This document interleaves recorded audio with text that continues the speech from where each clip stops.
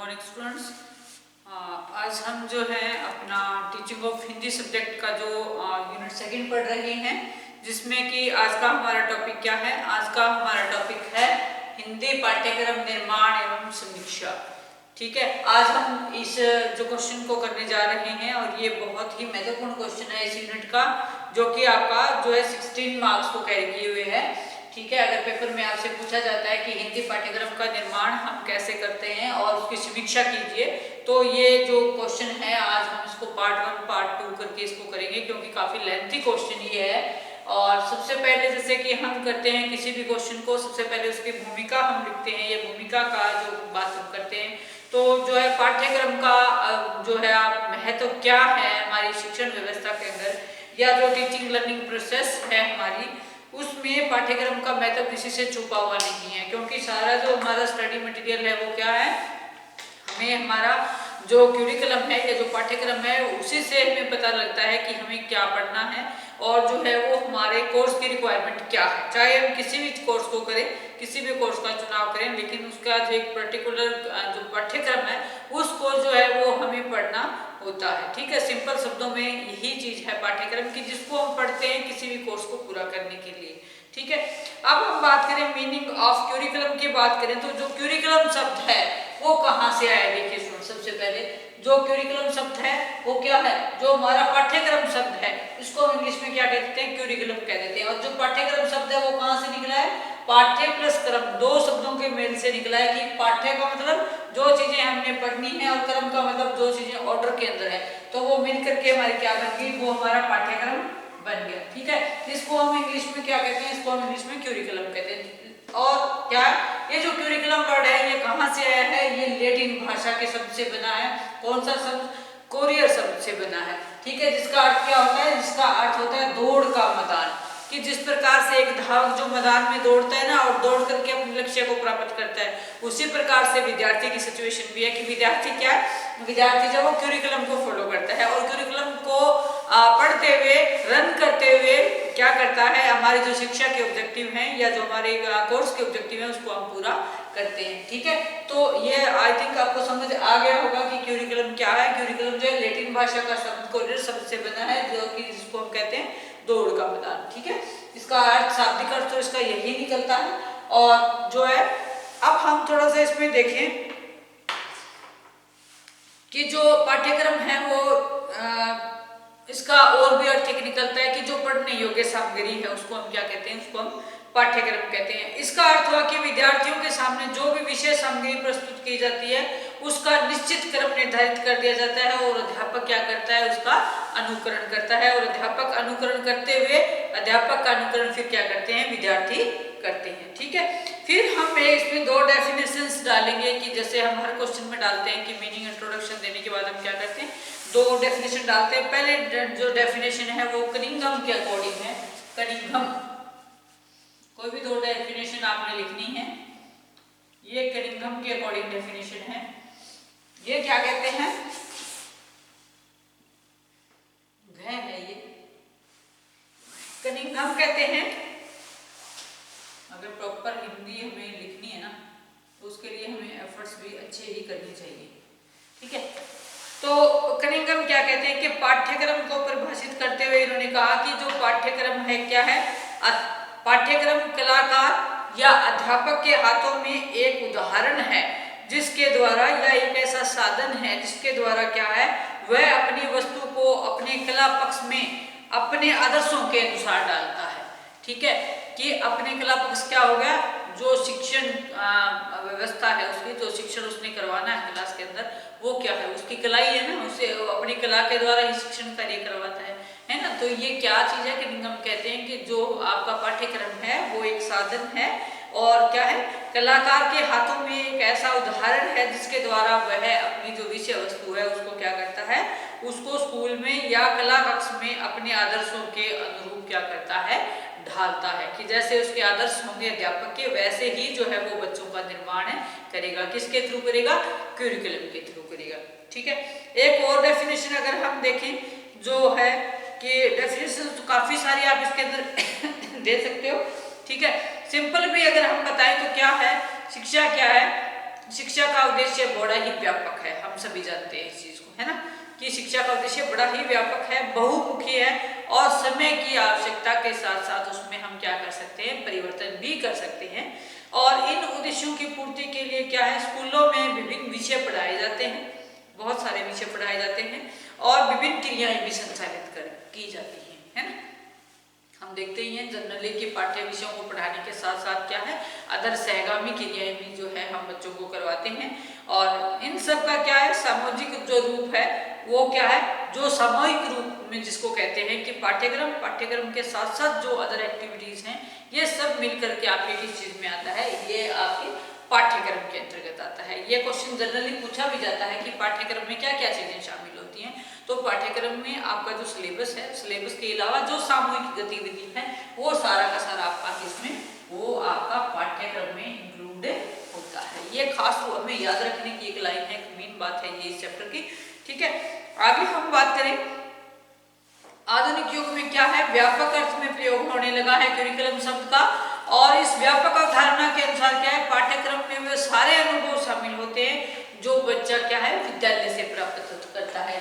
यानी कि जो अनुभव सारे जो हमें विद्यालय में प्राप्त होते हैं, न केवल टीचिंग एक्सपीरियंस बल्कि सारा का सारा, ठीक है, विद्यालयी अनुभव भी हम इसको कह सकते हैं कि ये सभी क्या है, ये हमारे जो पाठ्यक्रम के अंदर शामिल है, हम इनको करते हैं, ठीक है। आगे चलते हुए हम कहते हैं कि सीमित अर्थ में पाठ्यक्रम से तात्पर्य विषय सामग्री का वह ब्यौरा है जिसके अनुसार अध्यापक को निर्धारित समय में अपना शिक्षण कार्य समाप्त करना होता है। निर्धारित समय में क्या है, अध्यापक उस विषय सामग्री के आधार पर वांछित ज्ञान प्राप्त करता है और विद्यार्थी वांछित योग्यता प्राप्त करते हैं, ठीक है। निर्धारित समय में क्या है, हम पाठ्यक्रम को फॉलो करते हैं और जो एक निश्चित टारगेट हमारा होता है उसको जो है वो पूरा करने का प्रयास करते हैं।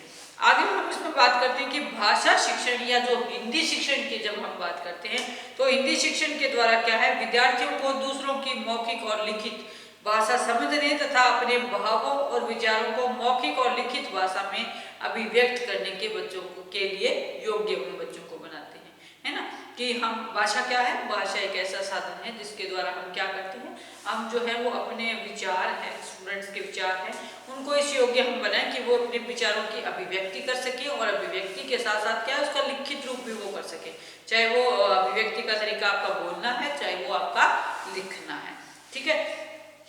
भाषा शिक्षण के द्वारा क्या है, उन्हें विभिन्न प्रकार के जो ये स्किल्स हैं या जो कौशल हैं इससे उन बच्चों को अवगत कराया जाता है और उनके व्यक्तित्व को क्या है संतुलित विकास की ओर मोड़ दिया जाता है। और इन उद्देश्यों की प्राप्ति के लिए क्या है, शिक्षा के जो विभिन्न लेवल हैं, हमारे विभिन्न स्तर हैं, कौन कौन से हैं, पहला हमारा जैसे प्राइमरी लेवल हो गया, दूसरा हमारा मिडिल लेवल हो गया, तीसरा हमारा हाई लेवल हो गया और फिर हायर लेवल हो गया, है ना।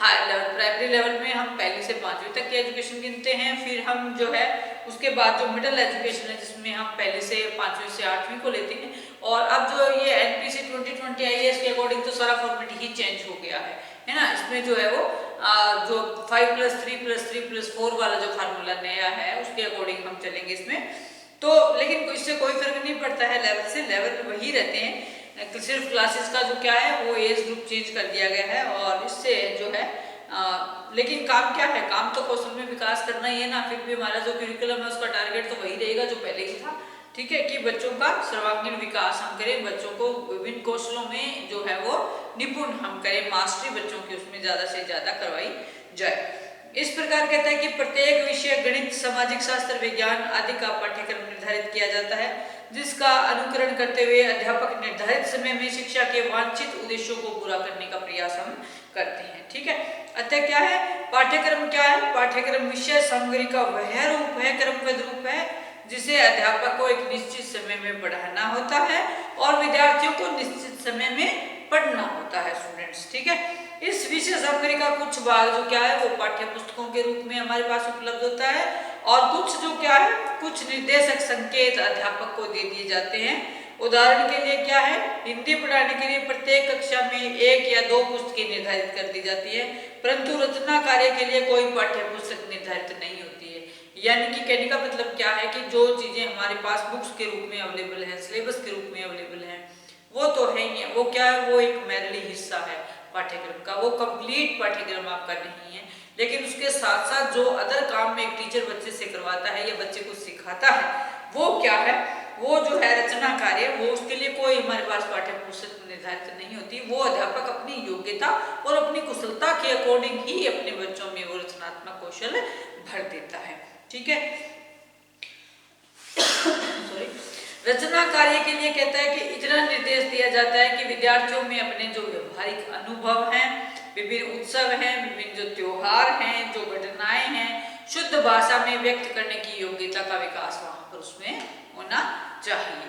ठीक है, इस निर्देशक संकेत के अनुसार क्या होगा, अध्यापक विद्यार्थियों को विभिन्न प्रकार के जो निबंध हैं, चाहे कुछ पत्र हैं, चाहे कुछ भी बच्चों से लिखवा सकता है, पत्र लेखन है, कहानी लेखन है, प्रयोगात्मक जो व्याकरण है, कुछ भी मतलब बच्चों से हम काम कराएं, एक्टिविटी करवाएं, लेखन कार्य करवाएं।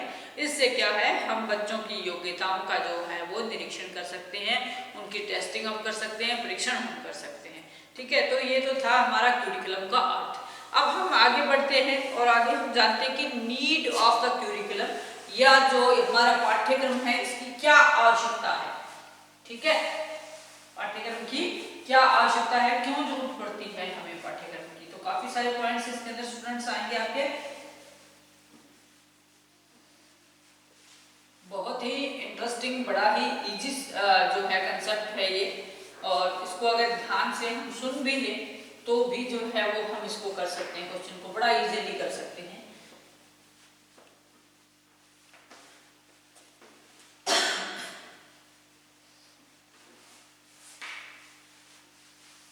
अब हम करने जा रहे हैं पाठ्यक्रम की आवश्यकता या नीड ऑफ क्यूरिकुलम।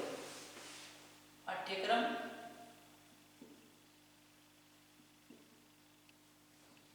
की आवश्यकता।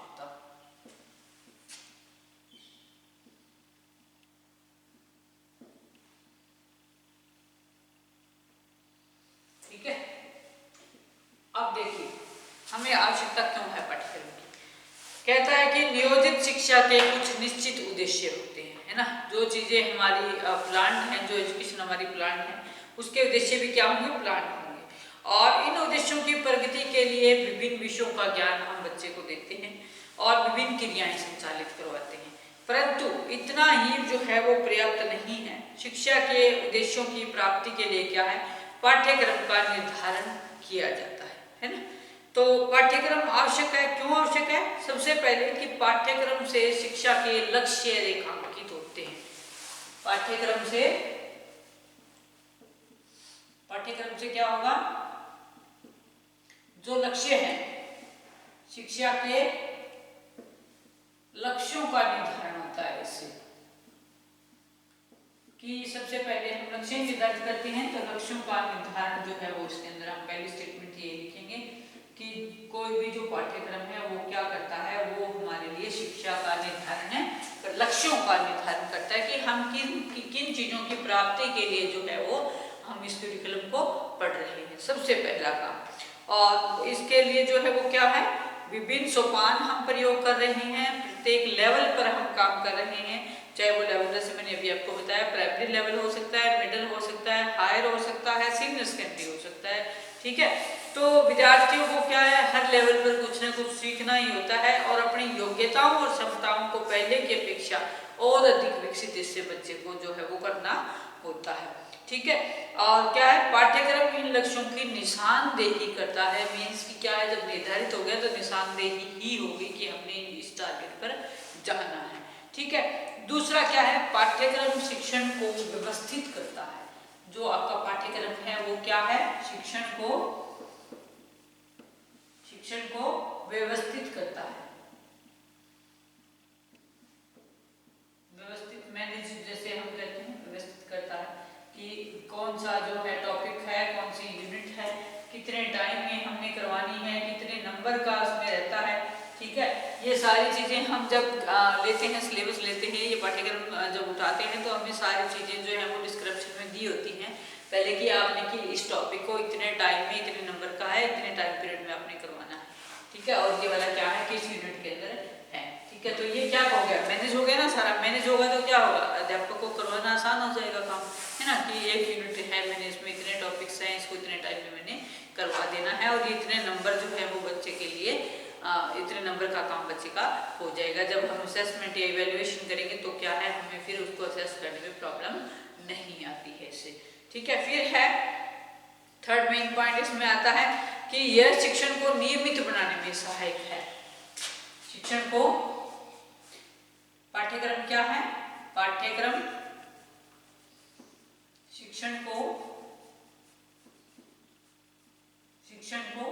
नियमित बनाने में सहायक है। नियमित बनाने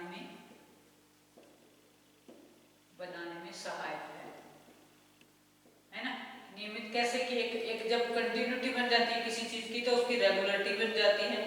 ठीक है, नियमित रूप से जब हम इस काम को करते हैं तो इससे क्या होगा, इससे जो आपका पाठ्यक्रम है ना वो एक सीक्वेंस के अंदर आपने क्या क्या काम चल रहा है, आपका कितने टाइम में चल रहा है ना, कितने टाइम में आपने पुराण को इसको पूरा कराना है, तो ये सब चीजें क्या है टीचर को पता होगा और क्या रूटीन के अंदर जो है वो इसको बड़ा ही जो स्मूथली इसको पूरा कर लेगा।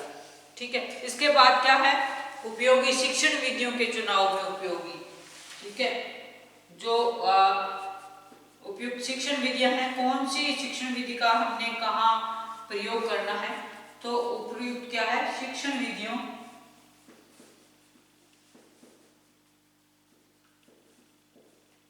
के चुनाव में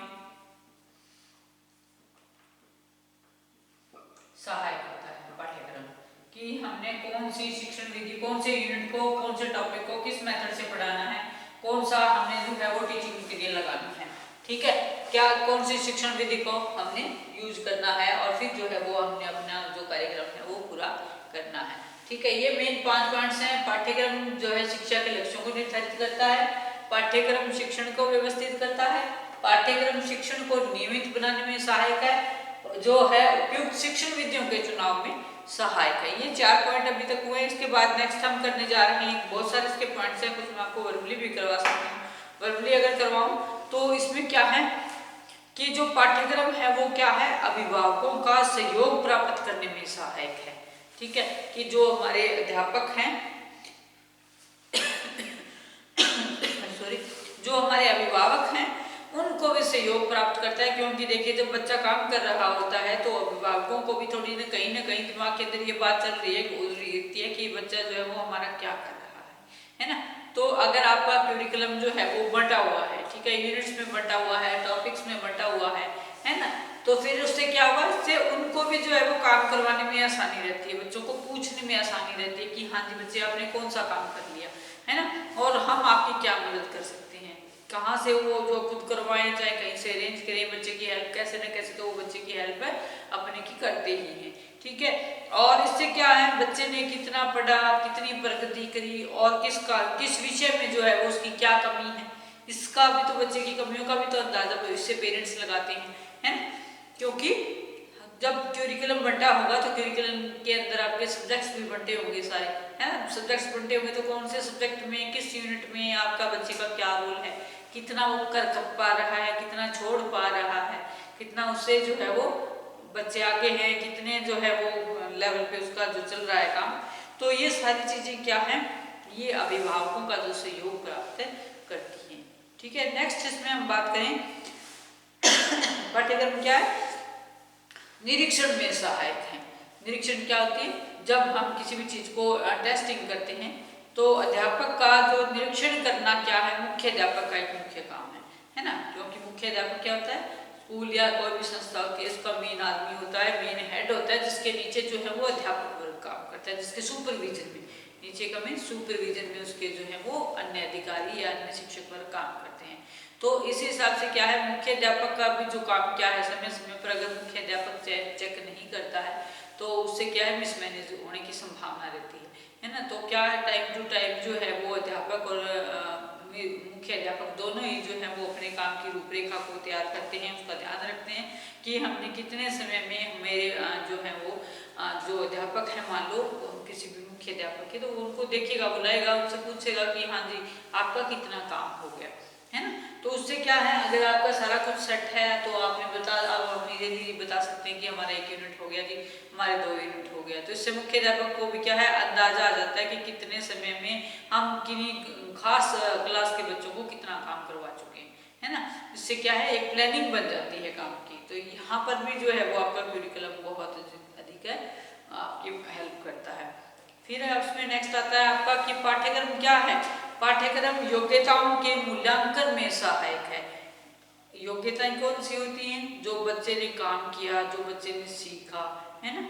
तो क्या है, विद्यार्थियों की योग्यताओं का मूल्यांकन भी इससे हो जाता है। और परीक्षाओं का आयोजन भी क्या है, पाठ्यक्रम के आधार पर ही किया जाता है कि कितना किसी समय, खास समय में किसी बच्चे ने किसी क्लास के को हमने करवाया और उसका जो है वो टाइम पीरियड पूरा हुआ, क्यूरिकुलम पूरा हुआ, तो उसके बाद परीक्षाओं का आयोजन करवाया जाता है ना। तो वहाँ पर भी क्यूरिकुलम से जो है वो हमारी शिक्षा के जो ऑब्जेक्टिव है पूरे होने में काफ़ी हमारी मदद रहती है। फिर है समय के सदुपयोग में सहायक। जो क्यूरिकुलम है वो क्या है, टाइमली हमारे काम को हम इससे पूरा कर सकते हैं, तो उससे समय का भी बचत होता है। ठीक है। फिर है शिक्षा का सामान्य स्तर निर्धारित करने में सहायक होता है कि जो एक नॉर्मल लेवल है किसी भी शिक्षा के उद्देश्यों को पूरा करने का। देखिए हर तरह के बच्चे होते हैं, हाई लेवल के बच्चे भी होते हैं, मीडियम भी होते हैं, एवरेज भी होते हैं और लोअर भी होते हैं, है ना। हर व्यक्ति का IQ अलग अलग है। तो जो लेकिन IQ के लेवल के अकॉर्डिंग ही बच्चे पढ़ते हैं। और कई विद्यालय क्या है, सरकार द्वारा चलाए तो जाते हैं और कई निजी संस्थाओं द्वारा जो विद्यालय चलाए जाते हैं, सभी को पता है हमको, है ना। और सभी शिक्षा संस्थाओं में क्या है, कुछ विशेष प्रयोजन भी होते हैं, परंतु शिक्षा के सामान्य स्तर के बिना वे शिक्षा की जो राष्ट्रीय धारा है या जो राष्ट्रीय मुख्य धारा है शिक्षा की, उसका अंग वो नहीं बन पाते हैं, है ना। और सभी शिक्षण संस्थाओं को क्या है, शिक्षा के सामान्य स्तर को अपनाना होता है कि एक लेवल, एवरेज लेवल डिनोट किया जाता है, डिसाइड किया जाता है कि उस तक जो है वो हमने पहुंचना है ना। तो जो शिक्षा के इसमें क्या है, पाठ्यक्रम आपकी बहुत अधिक मदद करता है। फिर नेक्स्ट पॉइंट बहुत इंपॉर्टेंट पॉइंट है, ये कह रहा है कि जो पाठ्यक्रम है वो क्या है, विद्यार्थियों का मार्गदर्शन करता है, कि एक तरह से गाइड करता है बच्चों को कि आपने आगे कैसे जाना है, कैसे आपने पढ़ना है और कैसे शिक्षा के जो ऑब्जेक्टिव हैं उनको मैक्सिमम आपने पूरा करना है। ठीक है। क्या है, मान लीजिए कहता है कि एक विद्यार्थी जो है वो उच्चारण ठीक करता है और उसका वाचन भी ठीक है, परंतु लिखता भी ठीक है, परंतु उसका व्याकरण कमजोर है। देखिए स्टूडेंट्स, तो क्या है, किस प्रकार वह अपनी इस कमजोरी के प्रति सचेत होगा, उसे कब मालूम होगा, जब पाठ्यक्रम के अंदर आपके व्याकरण निर्धारित होगी और उसमें भी उसका टेस्ट होगा, है ना, तभी हमें पता चलेगा। तो निश्चित रूप से क्या है, वो अपनी जो क्यूरिकुलम की जो कमजोरियां हैं, उसको सीखने में जो उसको दिक्कतें आई हैं उनको दूर कर सकेगा। ठीक है। नेक्स्ट पॉइंट इसमें हमारा आता है कि पाठ्यक्रम विषय के सभी पहलुओं को संतुलित रखता है, कि जब आपके पास एक पर्टिकुलर नियोजन के साथ आपका क्यूरिकुलम होगा, तो जो किसी भी सब्जेक्ट को चाहे हम पढ़ रहे हैं, उसका जो एक पर्टिकुलर तरीका होता है किसी भी चीज़ को, जो एस्पेक्ट्स होते हैं सारे, वो सारे मैनेज हो जाते हैं उसके अंदर, है ना। तो इससे भी जो है वो क्या है, पाठ्यक्रम आपका जो ऑब्जेक्टिव है शिक्षा के, वो जल्दी पूरे के चांसेस होने के रहते हैं। ठीक है। अब जो ये सारे स्टेटमेंट्स जब हमने कुछ लिखी, कुछ हमने वर्बली पढ़ी, तो उपयुक्त विवेचन से क्या सिद्ध होता है कि पाठ्यक्रम क्या है, शिक्षण प्रक्रिया तथा शिक्षण व्याकरण का क्या है, एक अनिवार्य अंग है। और यह एक ऐसा साधन है जिससे क्या है, शिक्षक को व्यवस्थित रूप से और नियमित रूप से नियोजित किया जाता है, जिसमें क्या है, शिक्षक, विद्यार्थी और अभिभावकों का मार्गदर्शन जो है वो किया जाता है, और शिक्षण कार्य एवं विद्यार्थियों की उपलब्धियों के मूल्यांकन में भी पर्याप्त सहायता हमें इससे मिलती है। ठीक है स्टूडेंट्स, तो ये था आज का जो है वो पाठ्यक्रम की जो हमने थोड़ी सी आवश्यकता पड़ी कि पाठ्यक्रम का अर्थ क्या है और पाठ्यक्रम की आवश्यकता क्या है। इन दो चीजों को हमने कुछ एक पॉइंट्स के माध्यम से पढ़ने का प्रयास किया। अब हम इसके बाद नेक्स्ट लेक्चर में पढ़ेंगे कि पाठ्यक्रम के निर्माण के सिद्धांत कौन कौन से हैं, है ना, कि किन सिद्धांतों को अपना करके जो है वो हम पाठ्यक्रम को इजी और सुविधाजनक बना सकते हैं, ज्ञानवर्धक बना सकते हैं। Thank you.